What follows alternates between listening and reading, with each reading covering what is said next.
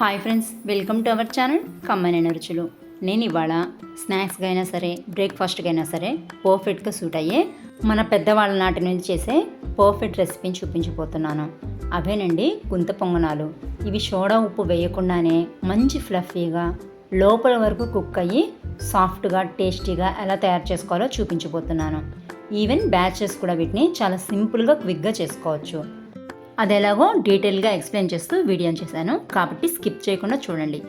ఈ గుంట పొంగనాలు తయారు చేసుకోవడానికి మనకి ముందుగా కాస్త పులిసిన దోసపిండి కావాలి. కాబట్టి దోసపిండిని మనం ఫ్రిడ్జ్లో పెట్టుకోకుండా బయట ఉంచితే చక్కగా ఫోమెంట్ అవుతుంది. ఇప్పుడు ఈ పిండి బ్యాటర్లోకి సన్నగా కట్ చేసి పెట్టుకున్న పచ్చిమిర్చి తరుగు, అలాగే కాస్త ఉల్లి తరుగుతో పాటు 2 గంటల పాటు నానబెట్టుకున్న పచ్చి శనగపప్పును కూడా వేసుకోవాలి. ఈ పచ్చి శనగపప్పు కనీసం 1 గంటన నానితేనే బాగుంటాయి.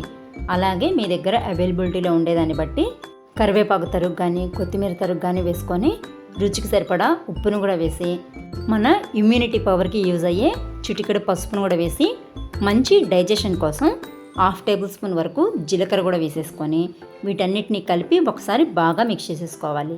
నేను ఈ పొంగనాల బ్యాటర్లో రెడ్ చిల్లీ పౌడర్ని అస్సలు యూజ్ చేయట్లేదు, కాబట్టి పచ్చిమిర్చి తరుగు కాస్త ఎక్కువగానే వేసుకున్నాను. కారం ఎక్కువగా తినలేని వాళ్ళైతే కాస్త తగ్గించుకోండి.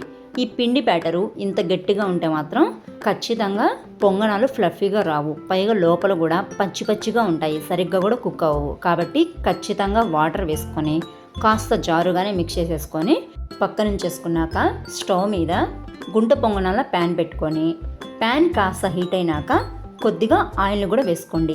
నేనైతే నాన్ స్టిక్ ప్యాన్ యూస్ చేస్తున్నాను కాబట్టి కాస్త తక్కువగానే ఆయిల్ వేసుకున్నాను. అదే ఇనుప ప్యాన్ అయితే కొంచెం ఆయిల్ ఎక్కువగానే పడుతుంది. ఇప్పుడు మనం ముందుగానే ప్రిపేర్ చేసుకున్న పిండి బ్యాటర్ని కొద్దిగా మాత్రమే గుంటల్లో ఫిల్ చేసుకొని మూత పెట్టి కనీసం ఒక 4-5 నిమిషాలన్నా మీడియం ఫ్లేమ్ మీద కాల్చుకోవాలి. చూసారా, 4-5 నిమిషాల కల్లా చక్కగా పైన పచ్చంతా పోయింది.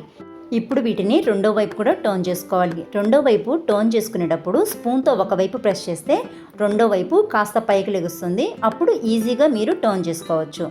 తరువాత వీటిలో ఇంకాస్త ఆయిల్ వేసేసుకొని మూత పెట్టి మళ్ళీ 2 నిమిషాల పాటు కుక్ చేసుకోవాలి.